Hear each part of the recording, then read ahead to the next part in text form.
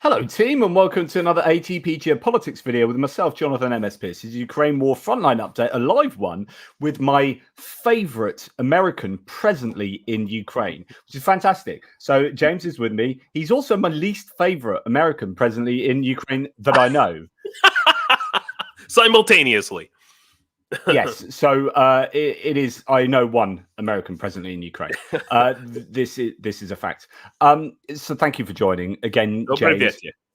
I'm sure that means something nice. Good evening. Good evening. Oh yes, excellent. Good to have that cultural connection there. What have you been up to? Just to remind people, of course, that James runs his own YouTube channel, which I'm going to show just here. That is American in Ukraine. Why Ukraine? What have you been up to as of late to tell the viewers? Well, I'm switching I'm going to start doing my live streams because I want to target an American audience primarily. So I'm switching my live streams as of next week to 6 p.m. California time, 9 p.m. New York time. That's as early as that's 4 o'clock in the morning here. So wow. Well, I know. It's dedication. Honestly, I should have been doing it 2 years ago, but here we are. And as you can see, I've got my Christmas stockings hung up here. Excellent. I don't know if you can see these. These are my warm woolen winter stockings, and I've just put this on my Shopify website. If people buy these on my website, these are locally made here in this part of Ukraine, and they will go to soldiers in the International Legion. So, yeah. And you can see that up on there. That's on his website, which I think links below. You can scroll down there at the bottom of my. Yeah. There you go with the socks. Yeah, see, they got all kinds of crazy patterns, but yeah. So these are really awesome. I mean, when you're on the front lines, you wear through your socks about at least one per week at a minimum, and wool socks are so important in the cold, in the wet, in the rain, just in general, really important. So I finally got that up on my website, and now people can buy them for soldiers in Ukraine. Awesome stuff. Well, I will remind people about that at the end. It's been an interesting couple of days. Obviously, stuff is happening politically all the time. There's still the impasse in Congress that's gone into recess, and so that's not going to be sorted out for some time, which is obviously a huge frustration for pretty much everyone involved. But on the other hand, European nations are stepping up, which I think is really good. It's kind of the silver lining to that cloud, and I think that is important. There's lots of rhetoric from European nations to say, look, in the event of these issues, we need to be stepping up. We need to be upping the ante, and that is being, that is really good news. There is an array of European nations that are still giving aid on a regular basis. Germany being one of them. In fact, Germany is now definitely one of the prime donors that's being talked about again today. Then you've got Finland giving an aid package. You've got the Baltic states still heavily involved. You've got other nations all over the place, and that's really good news. So yes, it's a challenge because the US has the deepest pockets and the biggest reserves of stockpiled equipment, and I guess without that, Ukraine are really going to struggle. But people are coming together in a united fashion still, so that's good. What do you hear on the ground, if anything, concerning things like aid? I mean, obviously there's a huge shortage of ammunition, I guess, on the front lines. Okay, yeah, all right. So the ammunition, it depends on which ammunition you're talking about. If you're talking about 155 millimeters, yeah, there's a huge problem with that. Small arms ammunition, that's a problem of last mile logistics. And the issue there is a lack of logistics transport vehicles. They're constantly getting blown up, hitting mines, all this other business, and this is a real problem.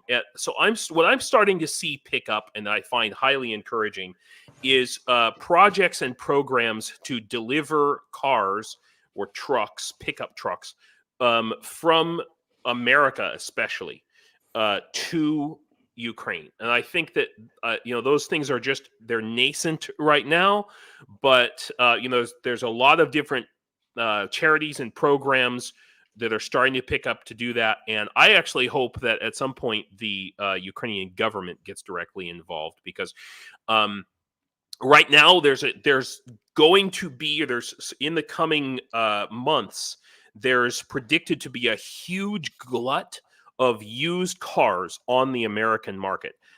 Corporate fleets all dumping their cars. There's just going to be a lot of used vehicles, and the cost of those vehicles is coming down and down and down. And they should just all be sent to Ukraine. That's what needs to happen. Yeah, so there's been this thing in London with the mayor of London. I talked about this earlier with the scrappage scheme that was all a bit controversial, but that seems to be happening now, and it seems to be a way forward, and they are going to get hold of some of these vehicles. It's interesting that the UK, they again featured this on Ukraine the Latest podcast, is one of the main sources for particularly Mitsubishi L200s, I think it is, or L500s. Those are so valuable. They're like gold.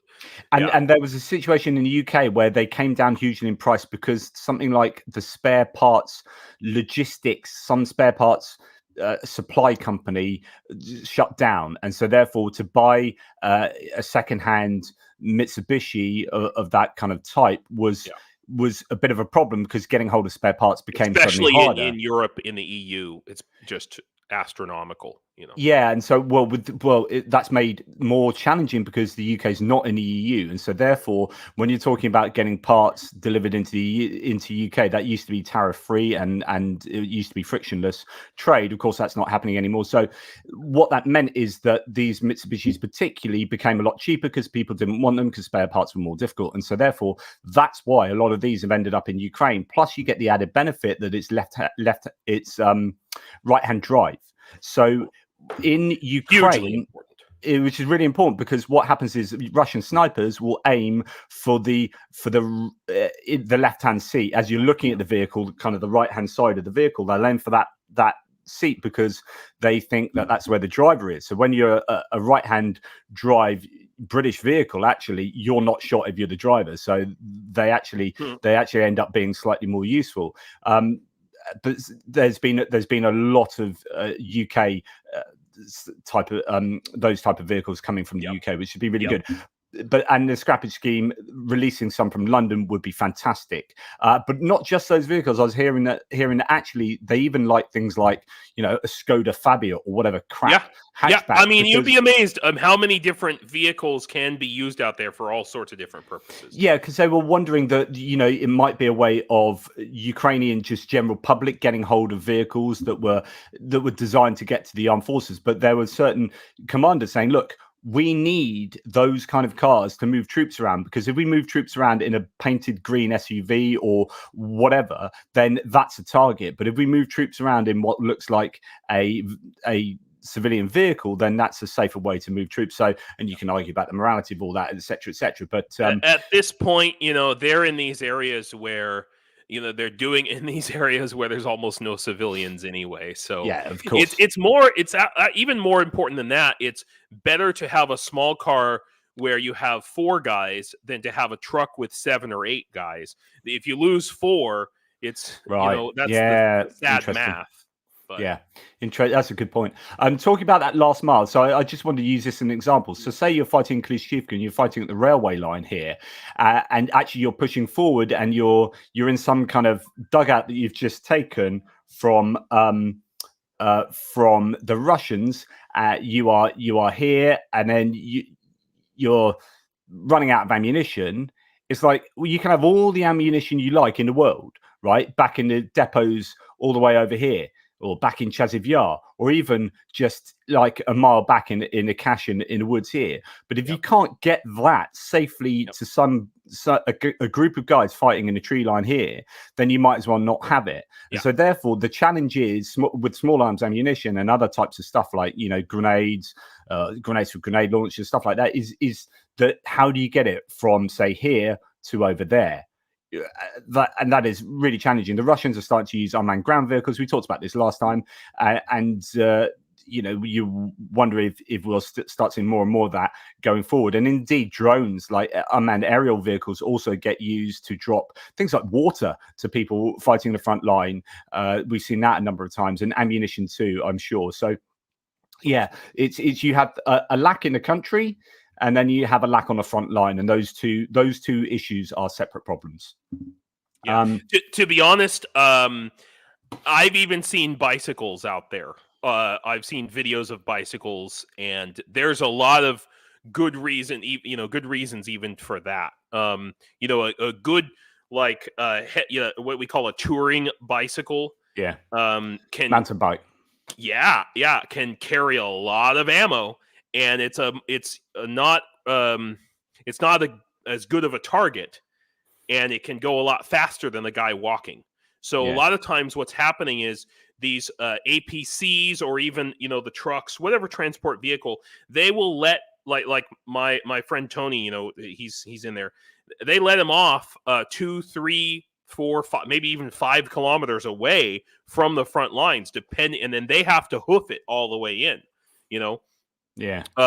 I would love to see some shipping containers full of bicycles, used bicycles from Google or whatever, heading over to Ukraine. It would really I've thought about that too, actually. Yeah, all that kind of stuff, definitely. Can I just say thank you to Stupidity in Essence for becoming a member of the channel? Really appreciate that. Great name. And Lawrence 22, as ever, always gifting those memberships. Really kind of you, mate. You're such a great supporter of the channel. And Peter Van der Reit, I'm sure I butchered that pronunciation, but thank you, Peter. 22 euros. That's a really kind super sticker from you. So thank you for allowing me to do this by kindly supporting the channel. Anyway, just to get on to the front line, I'm going to go pretty much, well, we go to the ISW. If you want to check out the comments going on, I am. That would be a great help. Thanks. I do appreciate that.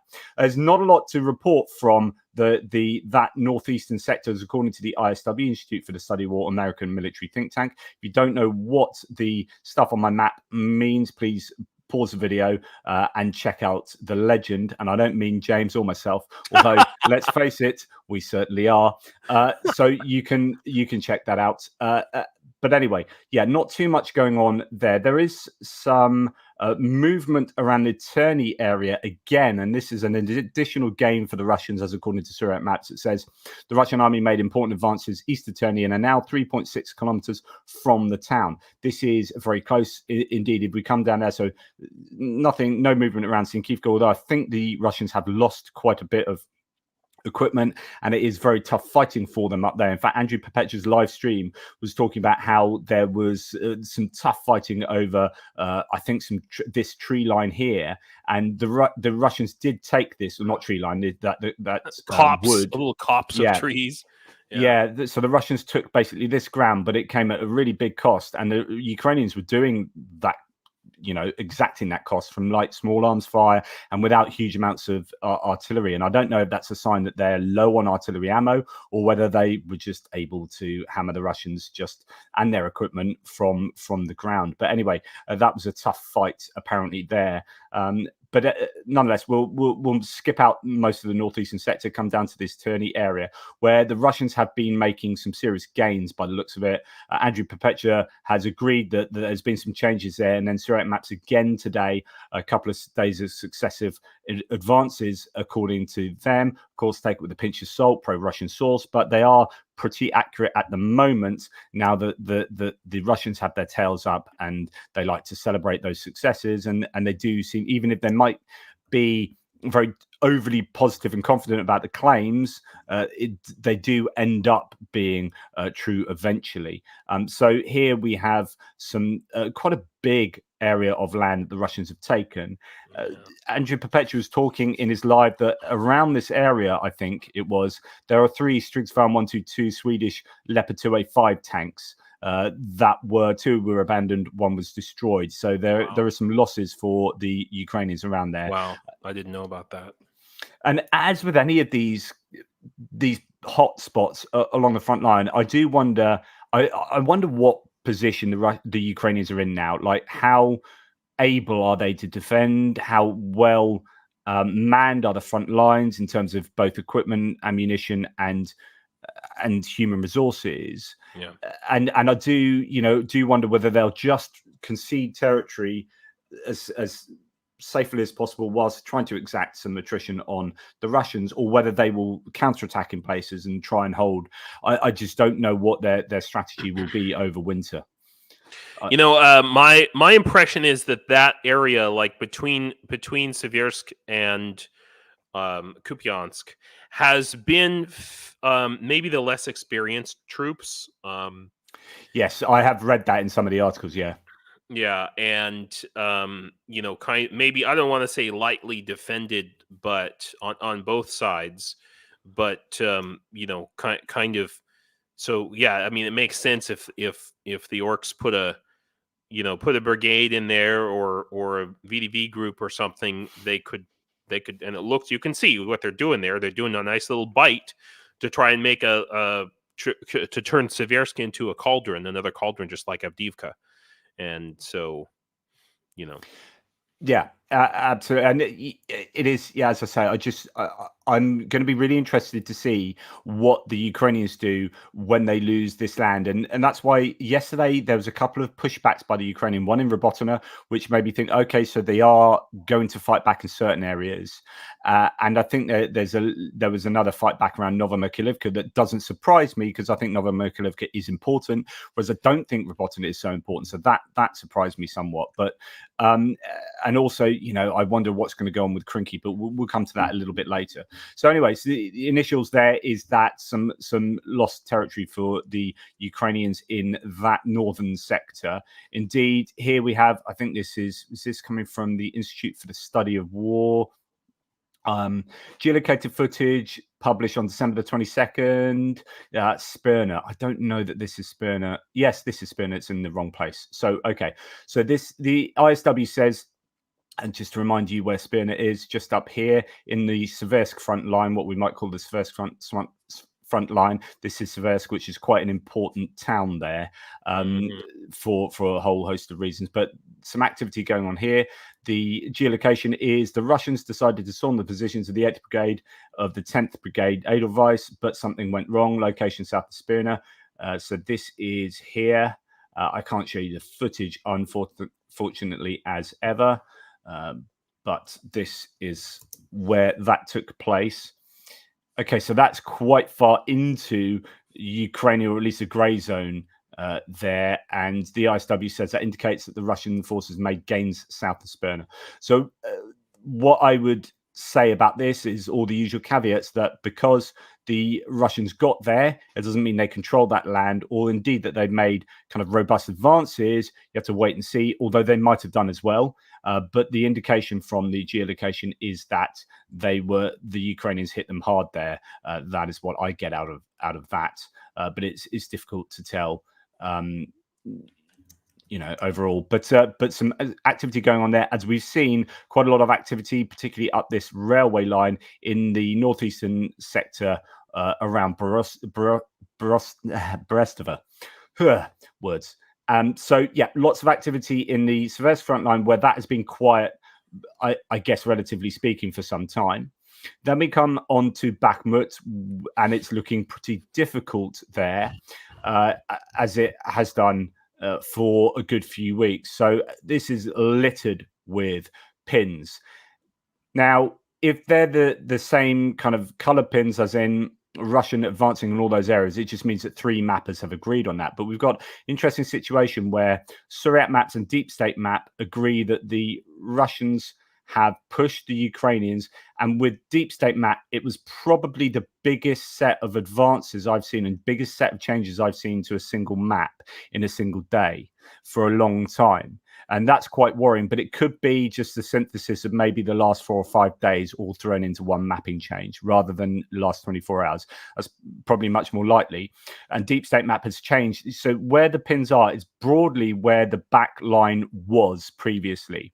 So you can see the yellow line here now. I'll just move it to the center of the screen. This is Deep State Map's yellow line, where the Russian defensive line is, and it was all the way back here. And that's actually quite a large area of land that the Russians appear to have taken. Now, as I say, I think that's probably the synthesis of about 4 or 5 days worth of stuff. Suret maps has been incrementally changing every day, and some further gains for the Russians in the Bodonivka. No, not Bodonivka. Actually, we're further. Where have you gone? Yeah, it is a Bodonivka Yeah, that's area. right there. Sorry, right there. Yeah, so in the Bodonivka area, so they're moving possibly into that settlement. But what's interesting then is Suret Maps has some gains for the Ukrainians right in the middle there. So it's a bit of a mixed bag for them. Let's go and have a look at what they say here. So situation north of Bakhmut, the Russian army took control over new positions north of Bodonivka and inside the town. Moreover, troops made significant advances in Popivska and are taking control over the cemetery, so that is further to the south. On the other hand, Ukrainian army recaptured some positions along the railway in the last few hours. And this goes back to the idea of the Ukrainians counterattacking here, so they aren't just giving up and thinking it's not worth defending, because there is a calculation to be had there and they need to look after their troops. So one of the metrics for their success will be not losing Ukrainian troops. So, and I know I'm doing a lot of talking, I'll let you come in afterwards, but that's just to say that the Ukrainians have possibly gained some in the middle here a little bit, and then down south around the dirt track, they appear to be losing, as according to both Deep State Map and Suret Maps. Andrew Perpetua yet to catch up, usually a little bit more conservative, waits for the evidence to come in, and might be different timing on the mapping updates as well. So a bit of a mixed picture. Good to see some blue pins there, but this looks like a really tough area for the Ukrainians. Seriously. You know, I mean, if you kind of back out on the map a little bit, you can just see the Russians are basically playing the same strategy that they were playing last year. You know, just trying to they want to get Chasiv Yar, they want to go to Kramatorsk, they want to take back Izium. And they're just using the same ball game over and over and over. But I'll say the same thing that I always say, which is, how long has it taken them to take Bakhmut? Mm-hmm. I mean, really, they're still taking. I mean, you could argue they only fully took it like last week when they finally took this kind of area and the datches to the south. So if you're going to be technical about it, they finally took Bakhmut last week after over a year of trying to take Bakhmut, right? And you're thinking, if it's taken you over a year to take this settlement, then what does that say about Chasiv Yar, which is arguably better defended? What does that say about Konstantinivka? What does that say about Druzhkivka, Kramatorsk, Sloviansk, Siversk? These places that are absolute musts for them to take the Donbass, for them to like even think about Izium, perhaps. It's just like, if it's taking you a year to do that, and Ukraine are now in a better position with in terms of air defense, they're looking at getting F-16s. They will get stuff from the US, I'm confident, eventually. They will be in a better position. Their biggest challenge, and sorry to sound like a stuck record, their biggest challenge is boots on the ground.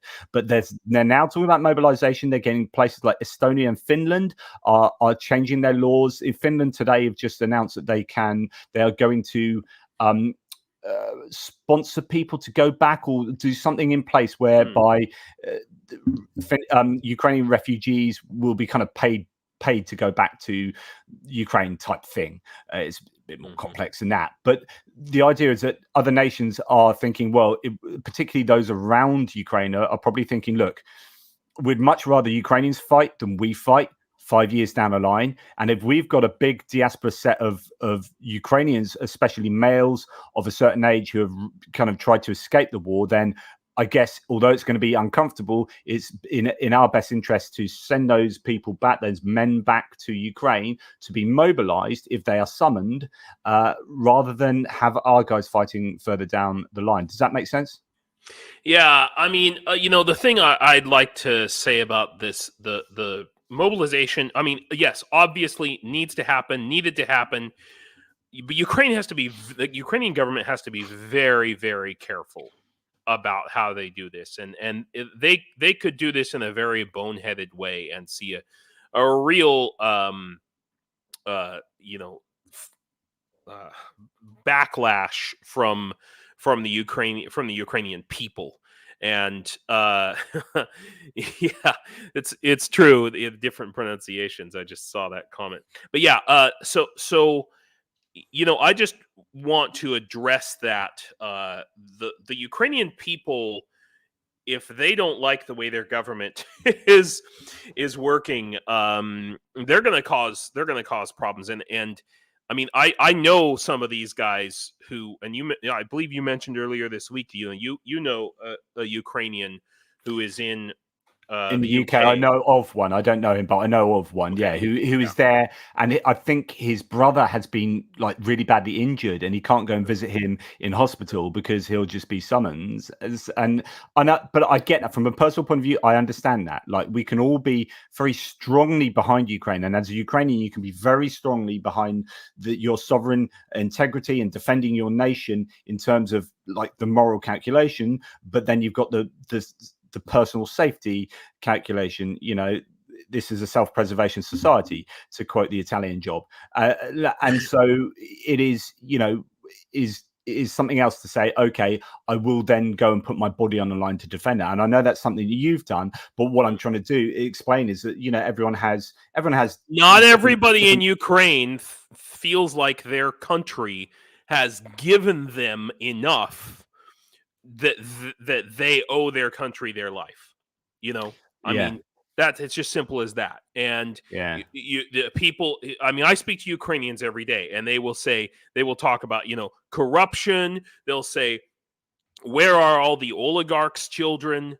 There was propaganda this week that Umarov's children were actually United States citizens, which is not true, but that ran like wildfire through the Ukrainian Telegram channels. And that's the frustration, is that Russia will be onto every little crack, and they'll drive a wedge into it and spread disinformation.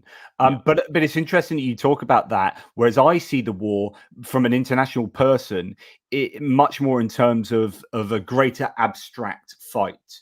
It's not just a fight for Ukraine, and therefore Ukrainians might see it as a fight for Ukraine, and therefore it's, well, has my country given me enough such that I would want to put my life on the line for that country? Exactly. Whereas I'm like, this is a fight for democracy. This is a fight for European security. This is a fight for Western security. This is a fight for all these ideals that I could list, and all the things that Russia isn't. And this is a fight against the darkness that Russia, I think, will happily spread into my neck of the woods type thing. And so therefore there are different sort of calculations, I guess, going on.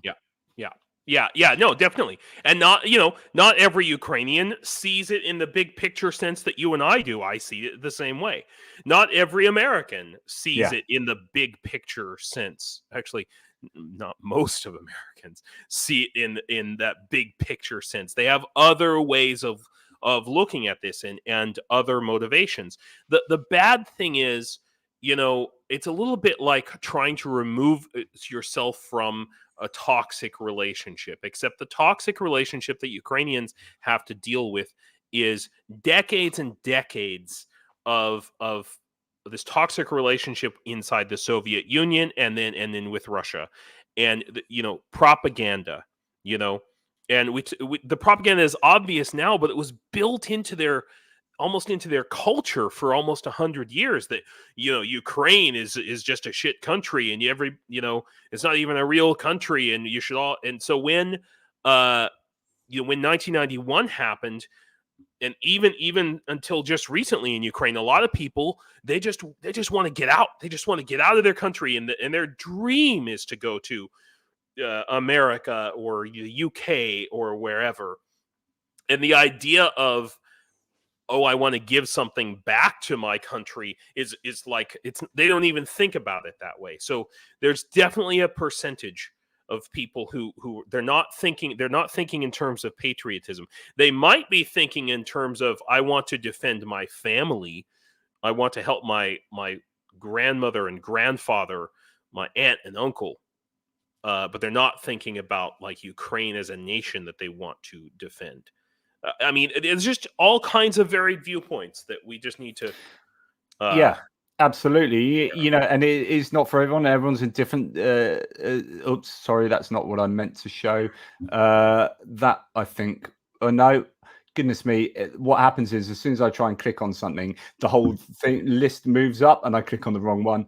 But anyway, I can't find the one. We've got a lot of that was quite it. That was it. Here we go.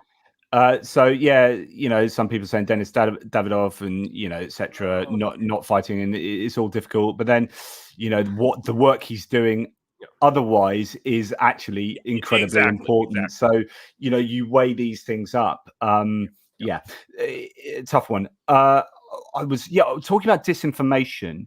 I was thinking the analogy for me that I think or not analogy, the example of how challenging fighting disinformation is that you can talk about these very nuanced narratives that come out that are being promoted, say by, or maybe oftentimes not nuanced at all, by Russia, and these rumors that fly across the internet, and Zelensky owning yachts and his wife buying jewelry and in New York or whatever. And these are outright lies, but they get picked up on because they're plausible. They're not like out of the realms of plausibility. Okay, so you can kind of understand how that can happen. Well, we live in a society where you can go and pick and choose your reality and use the internet to support it. So we live in a place, and I said this before, and then someone had a go at me for like having a go at people who believed in flat Earth because they're a flat earther. I'm like,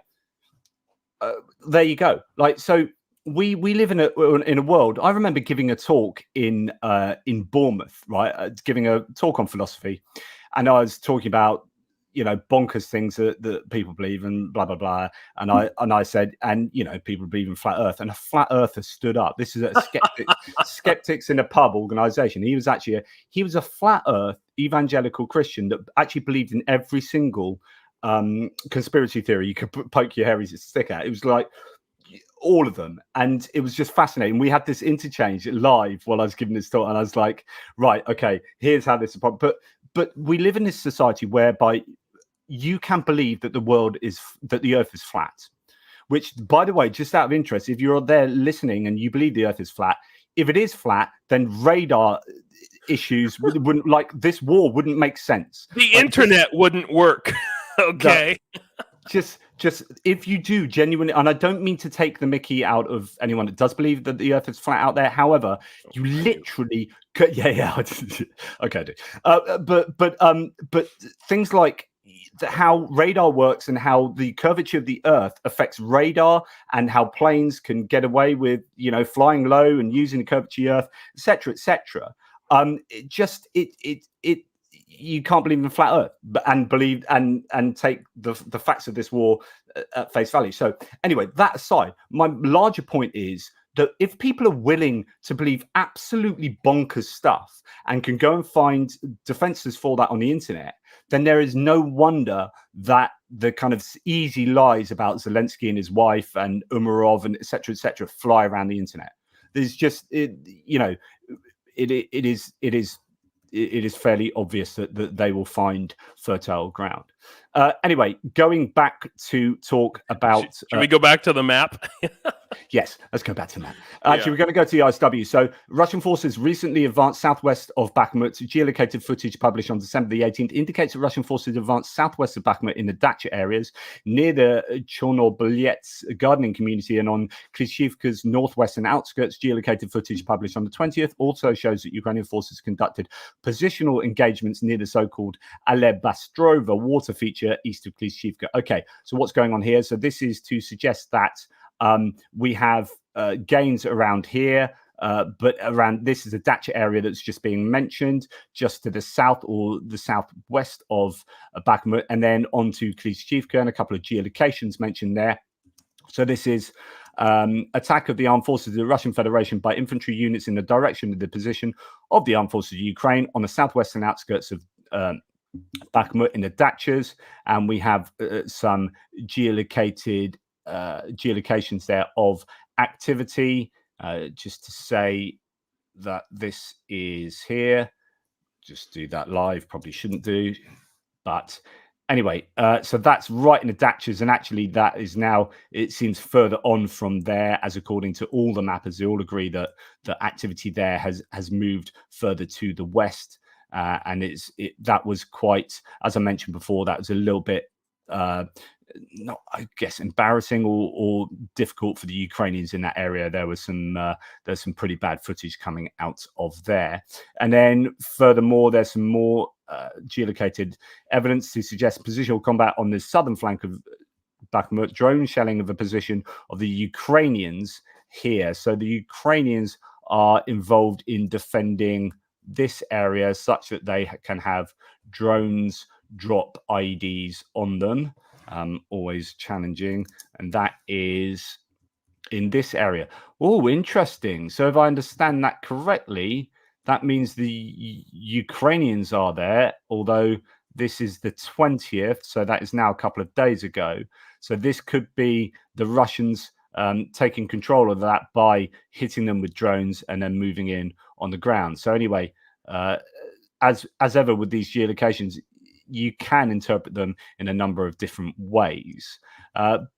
Suffice to say that it is incredibly tough all around Bakhmut. And although it's been a little bit quiet around Klishchivka in the last couple of days, that's not to say that tomorrow won't bring something more. But certainly in the northern area, very tough for the Ukrainians. And just, fingers crossed for the Ukrainians defending there. We did have someone that was on the live a number of times, Orsis, recently. I haven't seen from him, but I hope he is alive and well, obviously. And then we come on down to the Avdiivka area, and actually, yet again today, not a huge amount of change from any of the mappers here, although it all seems to be about Marinka and Nova Mifa at the moment. But Avdiivka, no doubt, still pretty hardcore there. Just to say, the last thing about Bakhmut, there were apparently. Well, actually, no, that's not worth saying. I'll leave that. We'll move on to Avdiivka. So Russian forces made recent marginal advances southeast and northwest of Avdiivka. Geolocated footage published yesterday and the day before indicate that Russian forces marginally advanced northeast of Opitny and northeast of Stepova. Russian mill bloggers similarly claimed that Russian forces advanced up to 400 meters near Stepova along the railroad and 150 meters near Novelsky and Pervomaisky. Where's all this? Okay, so Stepova is up here in the north. We have that village where there's a lot of activity every day, and the Ukrainians are under a lot of pressure to the northwest there as the Russians move along the railway line further towards Novobakhmutivka and Ocheretny, or Ocheretina, or however it's pronounced. And then we have activity around Opitny here, and mentioned also was Pervomaisky and Novelsky down here. There. So activity all over the shop, really. And just to finish that off, Russian and Ukrainian forces reported positional engagements continue near Avdiivka, Novobakhmutivka, Novokalnyove, which is north, Stepova, north of Avdiivka in the industrial area, which is southeast, and near Novelsky, Pervomaisky, Radniki, garden community. And a Russian mill blogger claimed that the tempo of combat operations has not decreased in the area. The Ukrainian forces are continuing efforts to counterattack. So that is interesting to note as well. And oops, no, we're going to come to that after. It's a wrong colored one. So, okay. We have, and I think I showed these yesterday, but this is one of the geolocations of a lot of activity going on near Stepova. There's Bradleys being used quite a bit around there. So this indicates that the Ukrainians are definitely putting up some stiff resistance in this area and are counterattacking and are using mechanized equipment to do so. There's more geoconfirmation and geolocation a bit further down here. This is from GeoConfirmed, and that's in Nova Mifa. I think I've got that to come up later. So that's all I have for the Avdiivka area before we get onto Nova Mifa and Marinka. Is there anything you want to say about Avdiivka and some small gains? Sorry, but for Deep State Map in that. That's interesting. Really, I'm flabbergasted by that. Frankly, sorry, I had to re-educate some orc trolls in the chat with regards to the flag issue once again.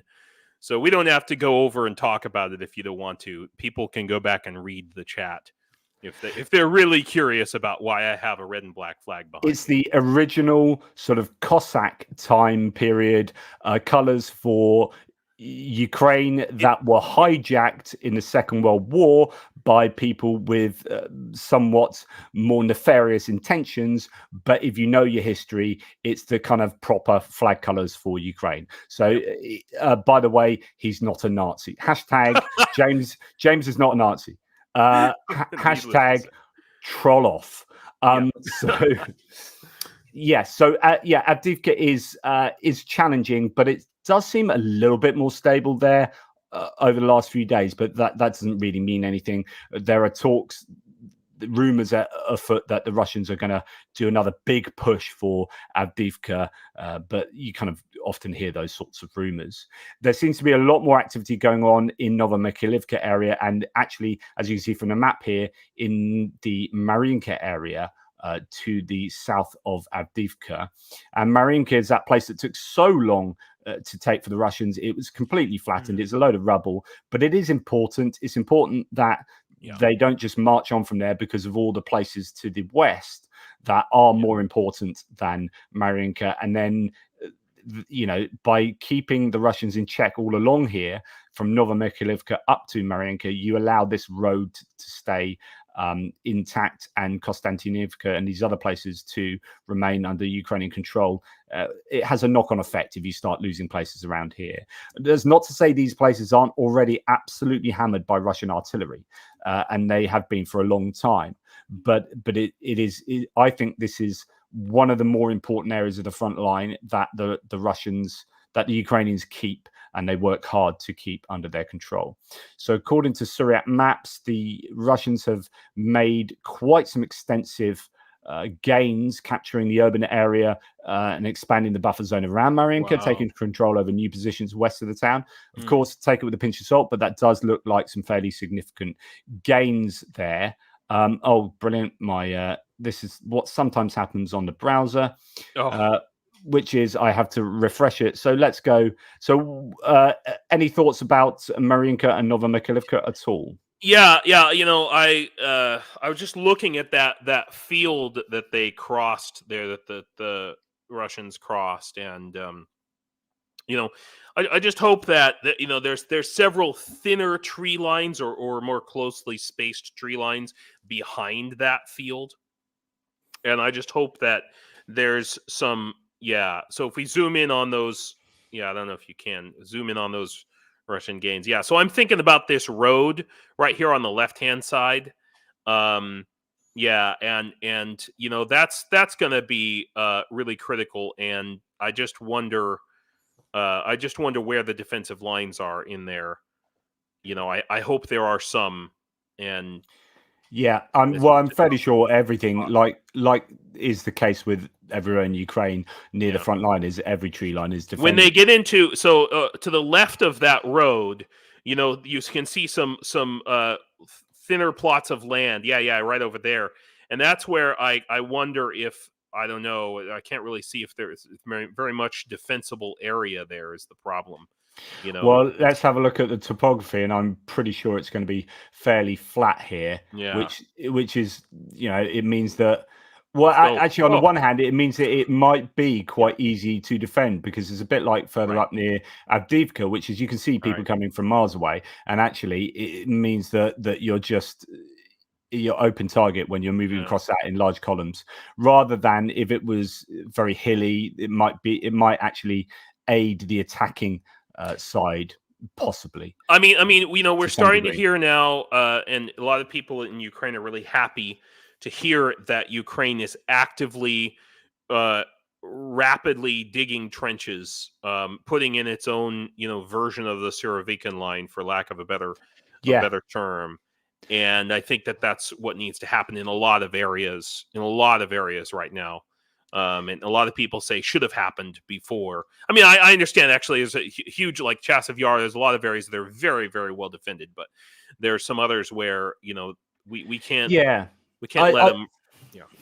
Well, yeah, no, sorry to interrupt. I did talk about that. I've talked about this a number of times recently, and I think you can criticize them for not having done that in places where it looks like it was always going to be a stasis happening, but like in terms of areas where it was always going to be a bit more dynamic, where you've got a long front line here, where Ukraine were hoping to make huge inroads into the Russian defenses. You can understand why they didn't build a load of very deep entrenchments there, because they weren't planning on staying there, right? They had these ideas that it was going to crumble. Advance. Yeah, you as a counteroffensive was building up, you're not going to spend time and effort and resources doing these huge entrenchments because, hey, we were going to move 30 kilometers a day. That didn't happen, and now they've realized they can't move. Now's the time to then go, okay, we're going to build those defenses. But in places like Avdiivka, they were never going to do massive attacks around Avdiivka, the Ukrainians, I don't think. And so that probably would have been a place that they should have been more prepared to have built these defenses.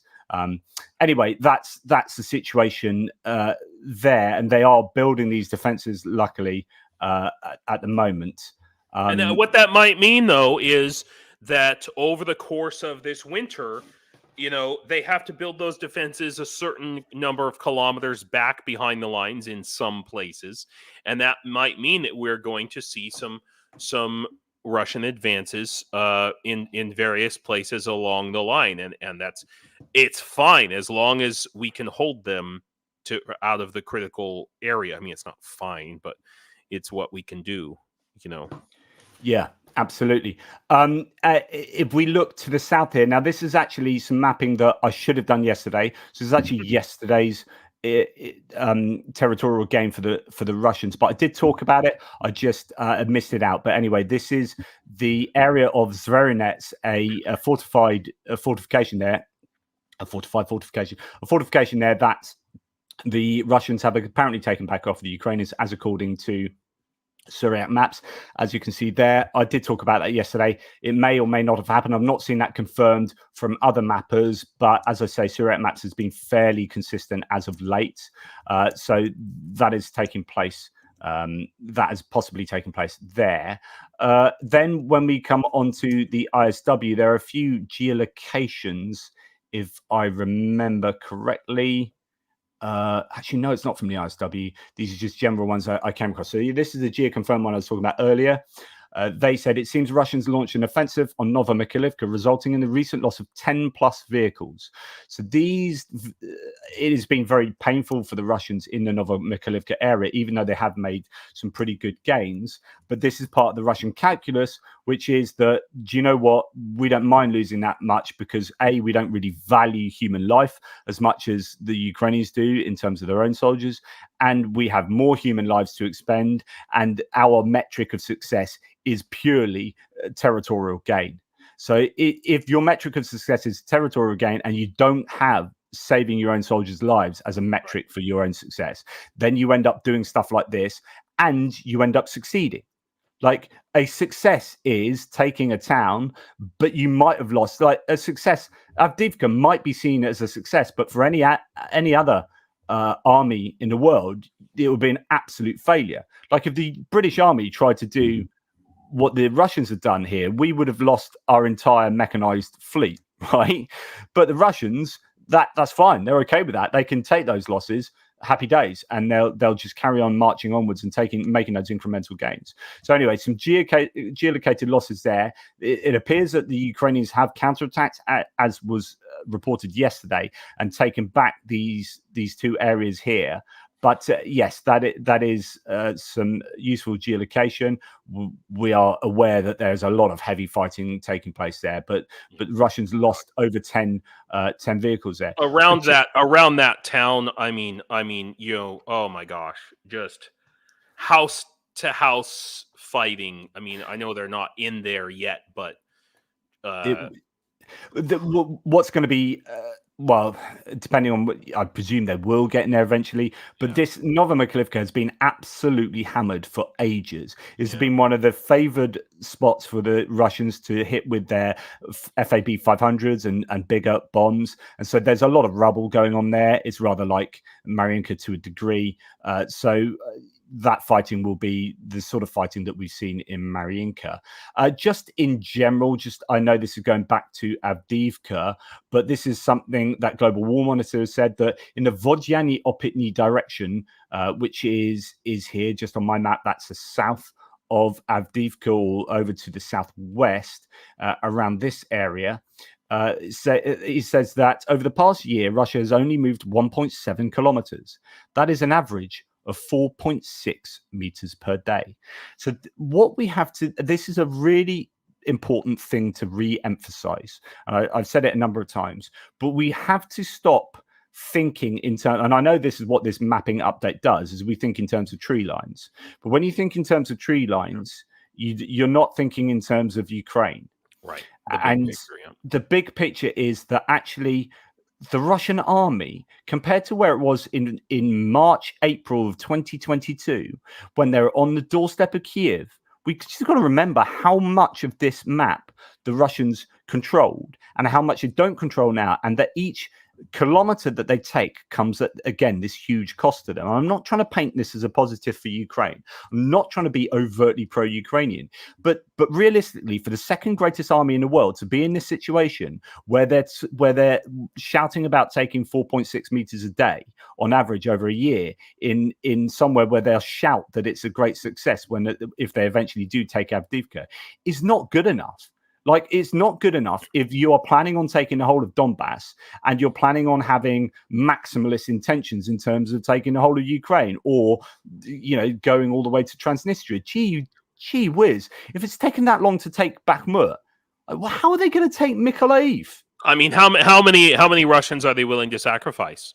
Is it going to be like World War II? Or are they going to, they had, 40% of soldiers who died in Russian soldiers who died in World War II were actually Ukrainians. So, is it going to take 20 million? I mean, how far are they going to go? The whole point, I mean, their math doesn't work ultimately when they're losing, minimum 3-1, when they're losing, 1,000 a day, Russian soldiers on average. I mean, the Ukrainians are not losing anything like that. Not at all. I mean, there are injuries, sure, but they come back in a couple of months and they fight again, and the Russians are leaving their injuries out there to die. Yeah. So their math doesn't math, I'm really interested to see where winter leaves Ukraine and Russia, and if Russia do have these successes on the front line, then where are Russia going to be in terms of a Pyrrhic victory? So.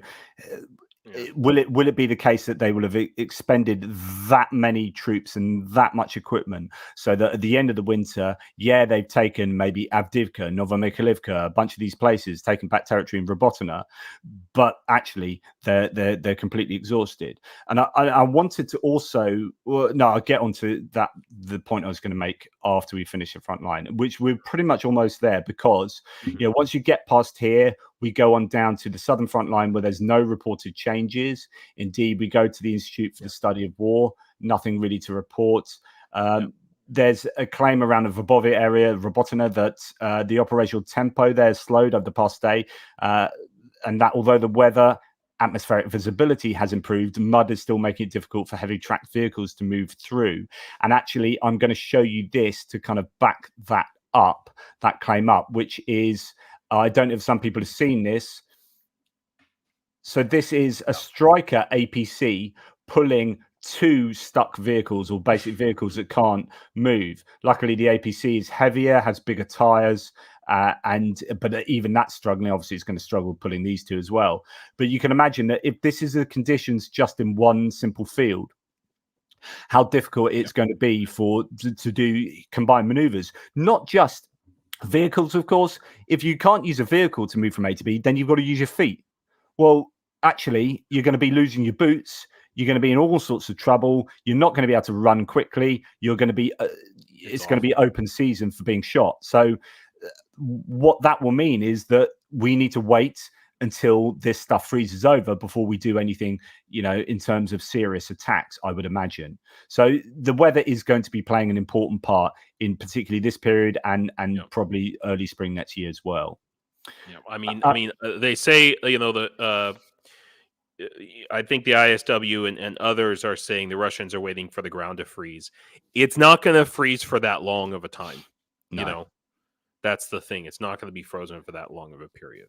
Probably in February, and then it'll be the mud season again. So, just to give people a reminder, if you are a member of the channel, you can do, I think, is it colon and then certain words and then colon again. And I've got a bunch of emojis you can use, but I've got 21 that I can do, and I've only made 5 or 6, or 7 or something. So I need to get on it and do some more emojis. But you can do a fire emoji, a love emoji, a troll emoji, a beast, a legend, an agree, and a turd emoji. So if you put those words in between 2 colons, then members can have emojis. Just so, who says I don't give perks to my members? Brilliant. That's cool. I need to do that. I kind of got half started with it, but yeah. And a movie. I mean, this is a challenge when I'm on my own. I do, although obviously I help with mapping and with the Discord. So thank you very much to those guys. But that's an amazing service that they do for you, really. Yeah, like it absolutely insane. It's just such a challenge in terms of all my time. But nonetheless, this is what I do. So anyway, finally we'll settle on Kinky here. And I don't have anything to say about Kinky other than, and I said this yesterday and this morning, other than the hit of those 3 Su-34s is significant. It's a big because those Su-34s were hammering Kinky, and the bridgehead there was mainly being attrited or being given a hard time by aviation, as opposed to the Russian forces in the area. Of course, the Russian forces in the area are going to be, hitting them with stuff, but the claims from the Russians themselves is they don't have counter battery fire. Most probably the Ukrainians had attrited much of the mortar, artillery, and even thermobaric munition capabilities in the area. And so really it was the airplanes that were giving the most hassle to the Ukrainians. To lose those 3 in one day will change the behavior of those of the VKS in the area, and I imagine they're not going to be flying today and hitting. It'd be interesting to see Andrew Perpetua's mapping, see whether there are still FAB 500s released in along the Dnipro at all today, or whether that would have stopped, and whether that will give the Ukrainians an impetus to make another go at Kinky, because to me it looks fairly dodgy for the Ukrainians there. I think it's been a calculation that the attrition ratios are heavier for the Russians than for the Ukrainians. They're not making any extra ground there. They're not expanding the bridgehead, but they are fixing the Russian troops here from elsewhere, which alleviates elsewhere, and then degrading those troops at a ratio that is properly advantageous for the Ukrainians. What's your thoughts? I've been really worried about Kinky, and the thing with the SU 24s was really super encouraging. Yeah. And the main thing that was encouraging about it is the fact that Ukraine has been able to potentially move a Patriot missile system into that area. That's the big deal. And that could be prep for thinking about these F-16s coming in. And that's if, like, where are they going to deploy these F-16s? They need to have some air defense in that area as well, and it needs to be smart enough air defense that doesn't also take out the F-16s. Okay, so obviously, your books and your other air defense that's out there, it's a problem. It's a potential problem of friendly fire. So it makes sense that if they're going to be moving F-16s into this area, that they're going to need to put a Patriot, and it just happened to fit together quite nicely that they also need to deal with these damn glide bombs. So. Yeah, and the other thing to bear in mind is that although the F-16s are great if they get long-range AMRAAM missiles that have 160-kilometer range, we don't quite know exactly what radar capability and what missile capability they will definitely have.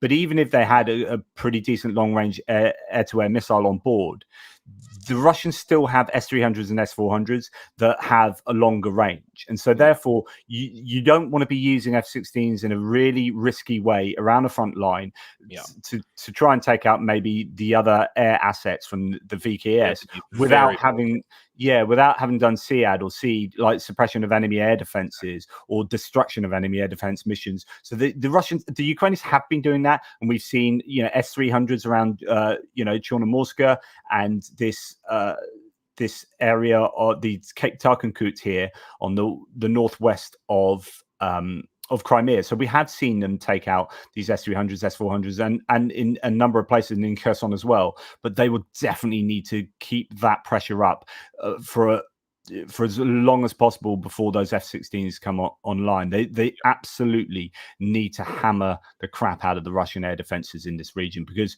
you're not, how embarrassing would it be if they get F-16s up, they train the pilots, and then on the first couple of sorties they end up losing them to Russian air defenses, and it's like, brilliant. So there's got to be managed. So, and of course they know that, I'm teaching grandmothers to suck eggs, but the idea is that there's going to have to be, it's not going to be easy, it's not going to be plain sailing using those F-16s at all. No, they're going to have to deploy them very carefully. Yeah. John Larkin, thank you very much, says, well, it's Crimbo Socks and Lynx time. So Lynx, for those international viewers, is Axe deodorant, classic that you get given for Christmas or you give your teenage sons. Goodness me, like my boys do sports. One of my boys does like rugby and football and all sorts. And the smell of Lynx in the around these boys doing teenage boys, 13-year-olds doing sports, is delightful. But anyway, thank you, John. I really appreciate that. Thank you so much for supporting the channel. Richard Bennett gifted 580p memberships. Is super cool, and those people can use emojis. Go and use them, guys. Thanks, Richard. Stupidity in Essence, again, thank you, mate. Merry Christmas, Jonathan. Keep up the good work. Love fire. So he's done that, which will look different on the actual live chat. So thanks for that, Stupidity, and for your Danish love there. I really, really appreciate such awesome support. Nice. And also WL, Merry Christmas, Slava. Yeah, Slava Ukraine. So thank you for that, WL. Really, really appreciated.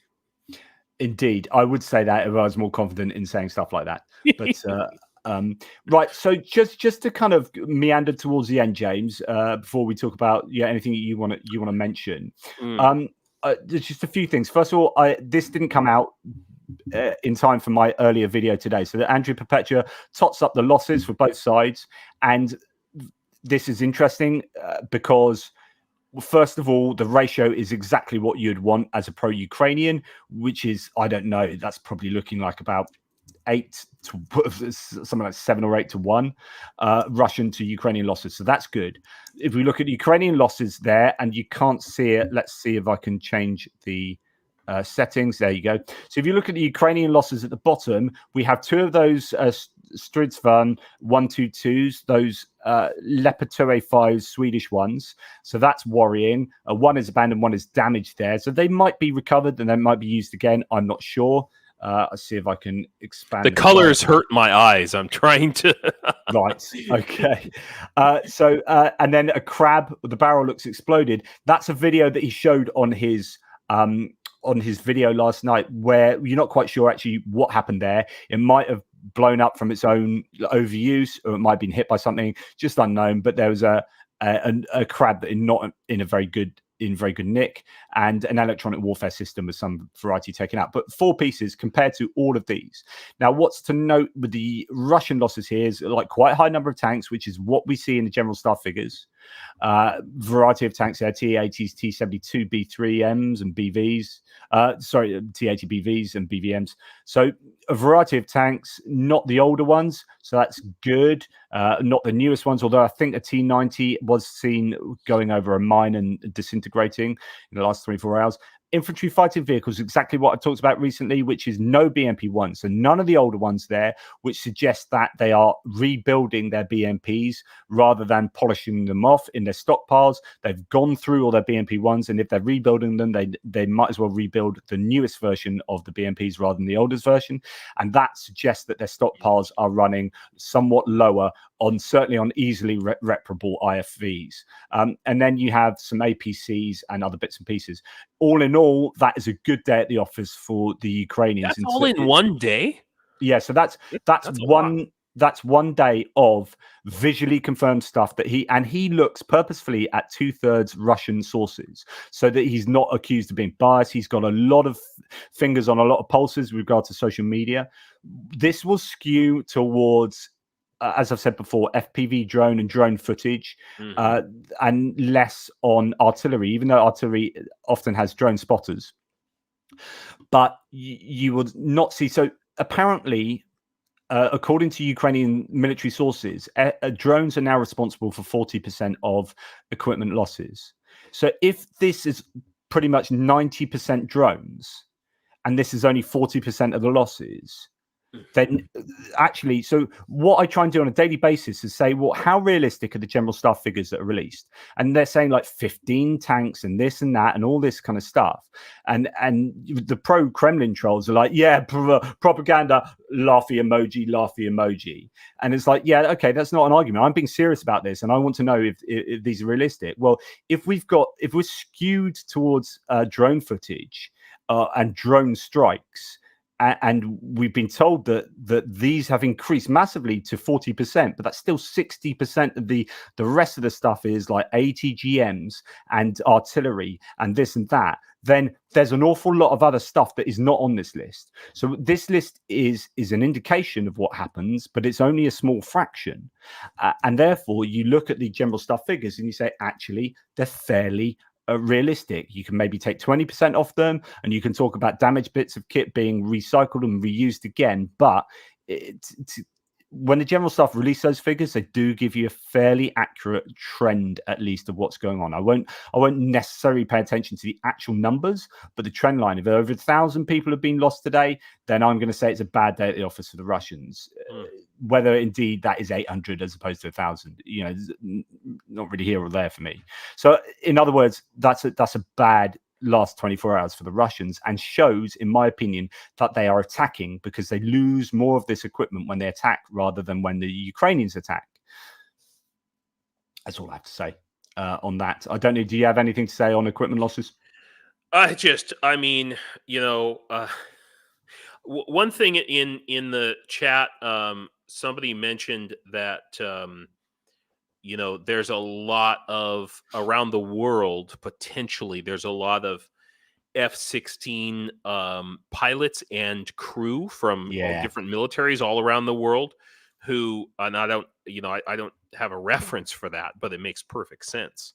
That the question all along has been, well, how is Ukraine going to take care of these F-16s? Well, maybe it's not only going to be Ukrainians. Maybe there will be others who will come.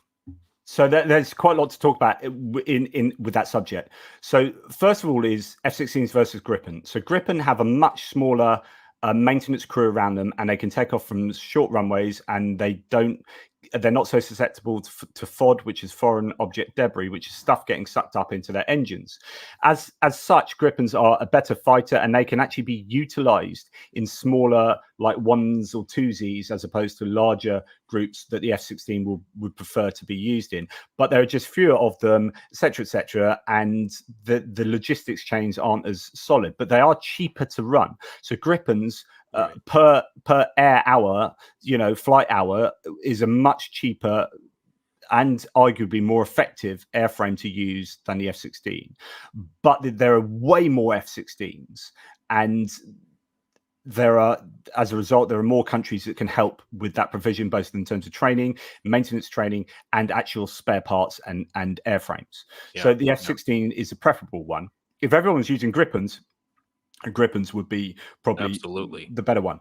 But with that, so what was I going to say? So what happens when, say, the US sells F-16s to other countries in normal time, normal kind of peacetime, if you like?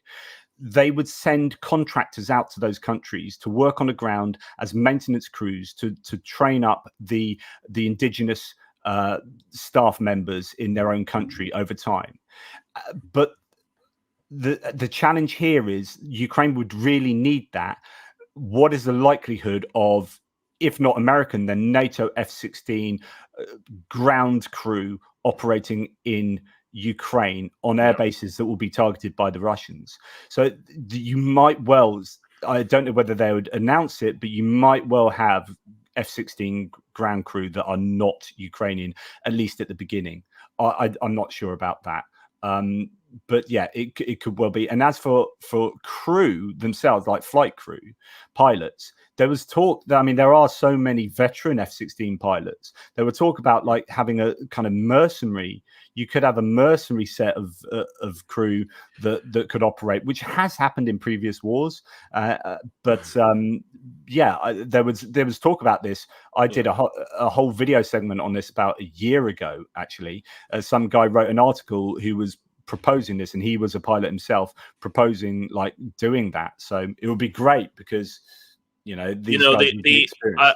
Something I was going to bring up with regards to, there was talk in the chat, they want to talk more about this 500,000 mobilization. Yeah. The International Legion needs to be rebooted. Okay.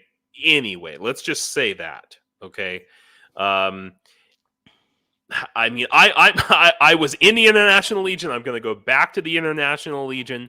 I'm very pro International Legion, but a lot of people, even like Mercado yesterday, was saying, yeah, it's kind of a joke, and people in, everybody, they come to, when I say everybody, people who come to fight in Ukraine, maybe they come to the Legion and they get a little bit of training, but then very quickly they get picked off by the 8th Brigade or the 59th Brigade or the 3rd Assault Brigade. And so everybody who's left in the Legion are kind of like the least experienced guys, or the guys nobody else wanted. And I mean, there was definitely a real lack of organization at the beginning and persistently throughout, and corruption and all of these sorts of things that have been very well documented in the Legion. This would be a perfect time to do a reboot. That's a really good point. And say, hey, we're going to do the International Air Brigade as well. Yeah. And that actually, so when you're worried about 50,000, although it's not really going to touch the size too much, they basically had to turn away an awful lot of people at the beginning of the war. Just like get hold of those people and say, yeah, come back. Exactly. Yeah, we'll train you up. Even if the International Legion ends up doing stuff behind the front lines in like helping out. Yeah, it might not be the most heroic stuff they're doing and might not be what they were dreaming of when they're signing up to the International Legion, but they're helping Ukraine enough that if there are volunteers out there that are willing to do that, then you can move Ukrainians who are doing this other stuff onto frontline duty, so on and so forth. Exactly. You can have. I absolutely agree that they should just be like, anyone wants to come join, come along now. Yeah, and I think that it's potentially, Ukraine didn't have the infrastructure, didn't have the training capability for its own troops. How are they going to be training international troops? It was a ridiculous expectation to begin with. Well, now I think Ukraine is reaching the point where somebody needs to say, okay, I think we can do this now. And maybe the training doesn't happen on Ukrainian soil. Maybe the International Legion needs to be trained somewhere else. But regardless, whatever, they want 500,000. They need 500,000 more. I think at least 100,000 of those should be International Legion. I personally, I think a third of Ukraine's army should be international, because we have a responsibility as the world, as the democratic world, to help Ukraine. And there's a lot of people who want to, but Ukraine just didn't have the apparatus to do that. And so part of this mobilization needs to be not just asking Ukrainians, but asking the world to come. And there's a lot of people who would. There's a lot of goodwill out there. Yeah. It'd be interesting to see what the result would be of asking people 2 years after the initial outbreak, going into the third year of the war, whether you would still get people that have that moral outrage that they had at the beginning that was so useful for getting them motivated to come to Ukraine. So that would be interesting. Well, I get messages from people all the time, every day, from all over the world, who message me, and some of them are serious, some of them are not. You still have to weed them out. But Ukraine wasn't prepared to take the people who weren't prepared, and they also weren't prepared to filter out the bad apples. They weren't capable of doing that. I think now they could be, or now maybe somebody else needs to handle it or work with Ukraine, whatever. But the time has come. It needs to happen. Interesting. Yeah. I was just going to go on to say there's something that came out this afternoon, which I think was interesting. Is we've seen a lot of positive polling coming out of the US, considering what some of the politicians have been saying there. Most US voters support more weapons for Ukraine, but not Israel, according to the New York Post. The New York Post is a bit of a tabloid paper, so I'd be interested to see what the methodology is here. But anyway, it's more likely to skew people who are not so supportive of Ukraine. So that is interesting. That's true. Majority of American voters back sending more military aid to Ukraine as its war nears the 2-year mark. So this is good news, but the electorate is split on giving further assistance to Israel. I mean, my opinion is Israel don't really need remotely the amount of stuff that Ukraine need, and not nearly as urgently as Ukraine. And indeed, when you go and look at the map, I haven't uploaded. JR gave me a polygon that represents the size of Gaza, but basically the size of Gaza, as far as I remember, it looks something like this. So if I can, that's not what I wanted to do.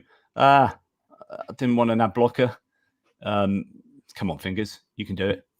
Right, so the size of Gaza is, if I remember, it's something like this. Right? Now, that's your size of Gaza. Wow. And, that really puts it in perspective, doesn't it?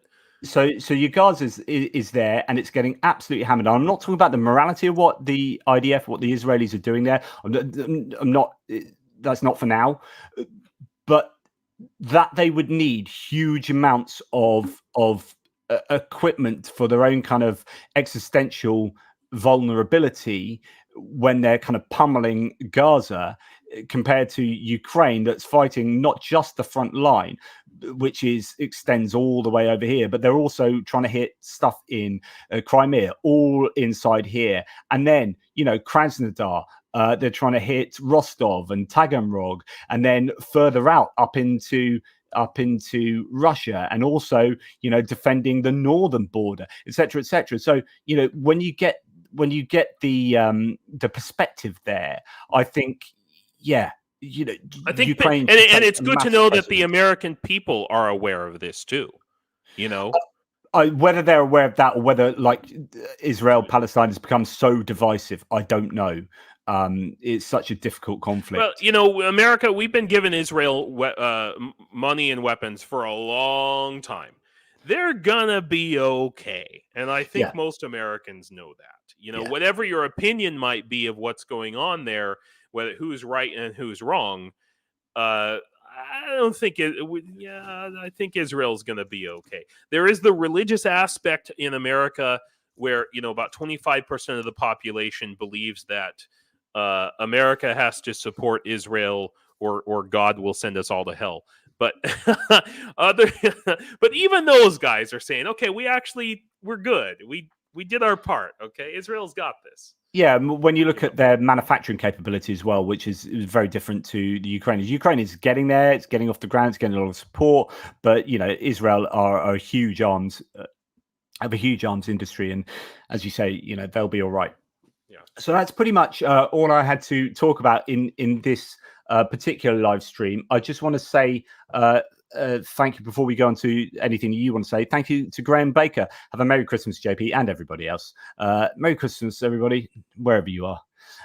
Buy something for yourself. Thank you, Graham. That's really, really kind of you. Obviously over in Australia. So good on you, mate. Look, I really appreciate all your bloody help, you flaming hoon. Or something like that, and every time I do my very bad Australian accent, people give me hassle, so I will continue to do I it. might. Yeah, but it's not as bad as when Americans try and do it, I'm sure. And I don't want to refer to Dick Van Dyke doing his Cockney accent in Mary Poppins, which is always a pleasure. So anything that you want to mention at all? Yeah. This just. I know I'm banging on about the mobilization, but there is a way that this could be done if, and I've said this in our previous discussions, Ukraine's talking about 1 million drones by summer. Okay, who's going to operate those drones? Yeah, right. Yeah, they need people to operate those drones, and I know that those people who are operating those drones, if it's done correctly with the right kind of a network, remember I'm a network engineer, they could be sitting on their sofas in Kyiv. Yes. I mean, these 500,000 don't have to be frontline guys like you were saying, but we need them. And it could fit very nicely, if Ukraine does it right, and I hope that they do. The other thing I'd like to say is buy some Christmas socks for soldiers. Okay, these are these are on my Shopify website, which is connected to my YouTube channel, and you can scroll down. I just added these today, I'm happy to say. So these are nice, heavy duty wool socks, and you can buy a pair for $10, and I will, as soon as I get enough orders, I don't know, a bunch of these, I hope, in a week or something, and I'm going to send these directly off to my commander in the Legion. And these are always needed every single day. And yeah, so these socks, they're meant to be worn like together. So these socks fit inside of these ones. These are like kind of rough, tough wool, and these are like the merino wool. Anyway, so if you're thinking about Christmas stockings, think about who needs them the most, right? So there you go. That's my deal. Well said, my man. Good stuff. Yeah, and the link to his YouTube channel is on the description below, and then it's easy to find that Shopify link on his YouTube channel. So please do that. Again, thank you so much. I guess there's not too much more for me to say, and I've been like, just in case anything was like ringing on the screen, I was being WhatsApped by every member of my family all at the same time for different reasons. So it's obviously Christmas time and everyone's trying to get hold of me. So apologies if people are hearing ringing. I just want to say thank you to all those who have supported the channel. Thank you to all the members. You are what allows me to do this. And I know I don't offer enough perks for my members, and I'm sorry. Thank we you. Need a system. Yes. Thank you very much. Adrian says, Jonathan, you are my everyday hero. You bring tears in my eyes when you put political things so easy into perspective. Keep doing what you're doing. It makes a difference. Also, F Brexit. I don't want to get into that, but I do. But I will say, like, I'm sorry, not sorry that I keep ranting at the moment. I think I'm just background angry with stuff, and I don't plan it. And I'm talking about something on my news pieces, and then I just start going off on one, and and people must just be like sick of. Oh Jesus, here he goes again. Like, we need to have a show where we just talk about politics and philosophy, and we can do that once a week or once a month too. I'm down. Let's do it. Well, we can talk about anarcho. We'll do a Brexit show. We'll do a religion show. We'll just cover it all, man. Yeah, the thing is, I want to keep my viewers. Yeah, well, put it on another channel. You got your other channel. Do that. Yes, well, yeah, this is it. That is what my other channel should be for. Yeah. And I've left that to get cobwebs, and I really need to get back to some of that. But yes. So anyway, thank you, everybody. I don't know that I've got anything else to say. Just please go and support James at American in Ukraine, Why Ukraine.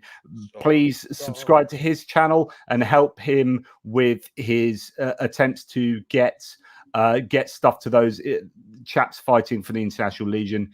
It's really, really important. Socks. And help him to get socks. It's all about the socks, man. It's all about the socks.